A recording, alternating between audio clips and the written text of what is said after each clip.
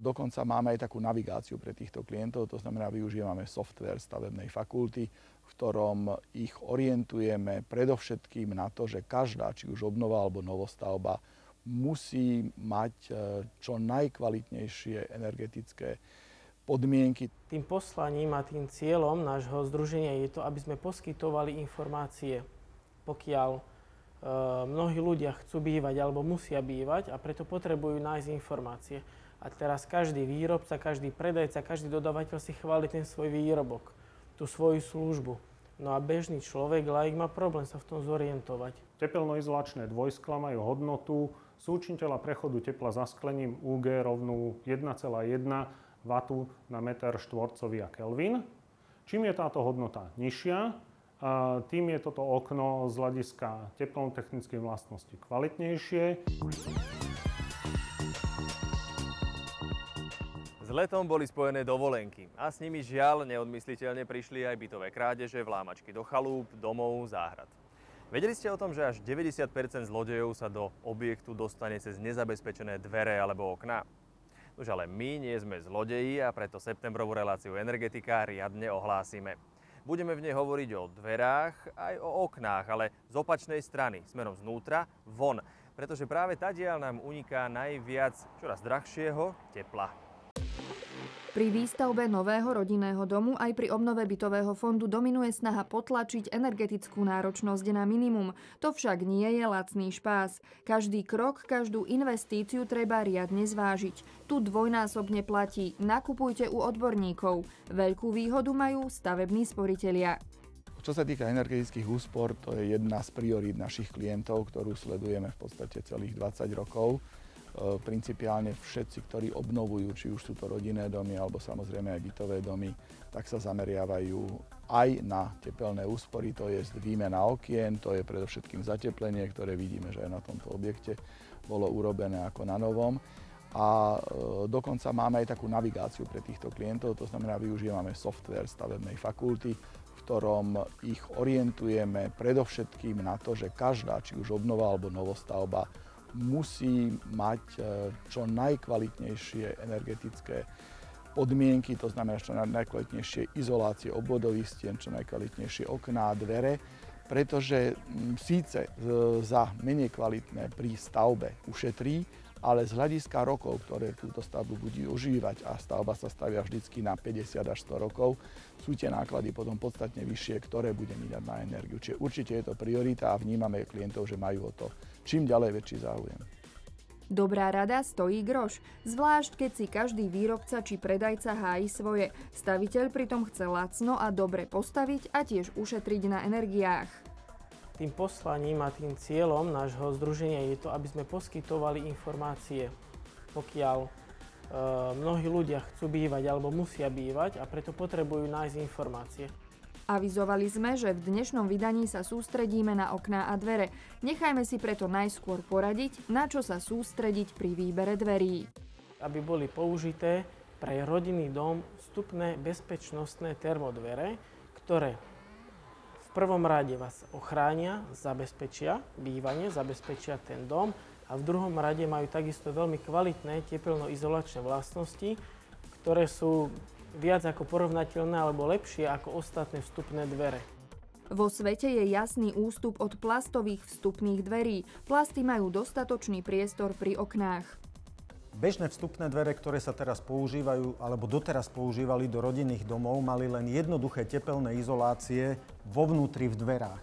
Ale existujú už na trhu dvere alebo ponúkajú výrobcovia také typy dverí, ktoré majú okrem bežných vnútorných tepelných izolácií ďalšie dve po celej ploche, čiže ide o trojnásobnú tepelnú izoláciu.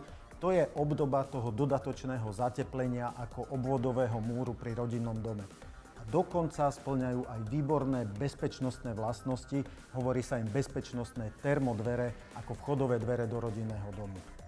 Tá cenová návratnosť a investícia do dobrých bezpečnostných termodverí je veľmi rýchla už v priebehu 1–2 rokov. Sklo nie je len výsadou okien, ale aj vchodových dverí. Snahou je dostať viac svetla aj do predsiene rodinného domu, presvetliť ju. Tu je odporúčanie odborníkov jednoznačné. Používať máme trojsklá, nie dvojsklá. a to kvôli tomu, aby tie tepelno-izolačné vlastnosti boli minimálne porovnateľné. Ale čo je dôležité, pri vchodových dverách treba ako stredné sklo umiestňovať špeciálne pancierové nerozbitné sklo. Ono je skované vo vnútri, vynikajúce tepelno-izolačné vlastnosti, ale nedá sa jednoducho rozbiť, nedá sa dokonca ani pri útokoch náradím, sa nedá cezeň prejsť. Ale ako vyberať kvalitné dvere alebo okná v prípade, že žijeme v klasickom paneláku a chceme sa pustiť do obnovy bytového fondu? Je rozdiel, či bývate na prvom poschodí, na druhom, na 8. Dvere do bytu môžu byť už zároveň aj zateplené, môžu byť zároveň aj protihlukové, ale takisto aj protipožiarne. V prípade klasických činžiakov je dôležité, aby sme na dvere mysleli už pri zatepľovaní obvodového plášťa budovy. Úplne ideálne riešenie je vyriešiť vchodové dvere buď pred zateplovaním, alebo v rámci zateplovania obytných domov. A dôležitou súčasťou dverí je, ako vidíme tu aj schránkový box. A tu je tiež dôležité, aby bol schránkový box s prerušeným tepelným mostom. Presklené vchodové dvere musia spĺňať prísne kritériá.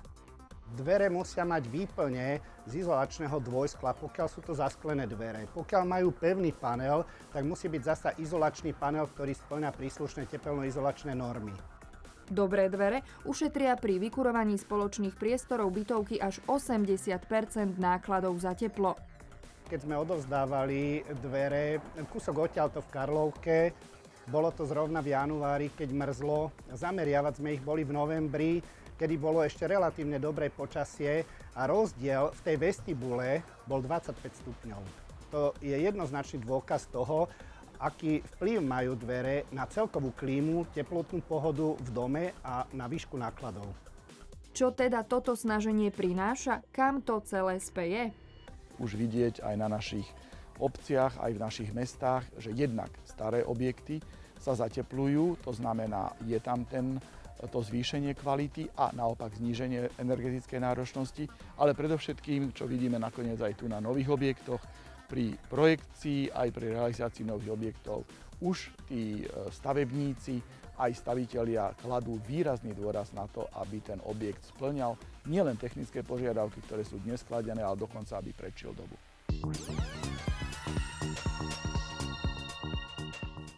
Okná. Nož, okná tvoria najslabší článok obvodového plášťa budovy. Áno, uniká cez ne najviac tepla. Preto ich vymieňame najčastejšie za plastové. Tie vydržia 25-35 rokov a nestratia ani zvukovo, ani tepelno-izolačné vlastnosti. No jasné, treba ich občas poumývať, poutierať, ale to vy samozrejme veľmi dobre viete. Ale aj tak zo pár rád od odborníka nikdy nezaškodí. Teplo z budovy uniká najčastejšie dvoma spôsobmi. Prvá cesta vedie teplo cez stavebné konštrukcie, ako sú podlaha, strecha, steny, rám a krídlo okna, ale takisto aj zasklenie. Tým druhým spôsobom je vlastne neriadene prenikanie chladného vzduchu z exteriéru do interiéru cez netesnosti a škáry napríklad medzi rámom a krídlom okna, ale takisto aj medzi jednotlivými stavebnými konštrukciami, tam, kde sú styky, napríklad medzi rámom a okolitými stavebnými konštrukciami okolo okna. Dobré vlastnosti okna závisia od počtu skiel, od ich vzájomnej vzdialenosti, či sú dutiny zasklenia vyplnené vzduchom alebo vzácnymi plynmi a podobne. Tepelnoizolačné dvojskla majú hodnotu súčiniteľa prechodu tepla zasklením UG rovnú 1,1 W na meter štvorcový a Kelvin. Čím je táto hodnota nižšia, tým je toto okno z hľadiska teplotechnickej vlastnosti kvalitnejšie, prepustí menej tepla smerom von a je ale aj troška drahšie. Najkvalitnejšie trojité zasklenia v súčasnosti dosahujú tieto hodnoty až okolo 0,5. Pri výbere okna venujeme menšiu pozornosť rámu a krídlam okna a to je chyba. Rám a krídla okna obyčajne majú o niečo horšie tepelnotechnické vlastnosti ako samotné zasklenie. Avšak pri výbere plastového okna, teda okna z plastových profilov, Sú dôležité aj ďalšie vlastnosti týchto profilov, najmä ich rozmery, najmä šírka toho profilu, takisto však aj jeho vnútorné usporiadanie, vrátanie počtu jednotlivých komôr v takýchto profiloch, jeho materiál, vystúženie a tvarová stálosť tohto okna.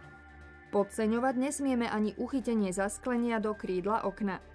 Čím je zasklenie hĺbšie zapustené do samotného profilu okna, tým vlastne sa znižuje riziko vzniku kondenzácie vodnej pary na okrajoch samotného zasklenia. Lacnejšie plastové okná sú vystúžené tenkými oceľovými profilmi, preto sa ľahšie zdeformujú. Naopak, kvalitné okná sú vyrobené z plastového kompozitu, takmer nepotrebujú výstuž a majú teda lepšie vlastnosti. Keďže spoľahlivé plastové okná sú tvarovo stále a presné, obvykle stačia v škáre medzi rámom a krídlom okna dve tesnenia, ktoré zabezpečujú, že tieto okná sú aj vzduchotesné. Naopak, pri veľmi kvalitných oknách môžeme tu mať až 3 tesnenia, ktoré zabezpečujú vysokú vzduchotesnosť. Avšak treba si uvedomiť, že v tomto prípade je veľmi dôležité poznať aj správne a pravidelné vetranie. Neprávom podceňujeme uchytenie zasklenia do krídla okna. Čím je toto zasklenie zapustené hlbšie, tým sa znižuje riziko prípadnej kondenzácie vodnej pary na obvode zasklenia okna.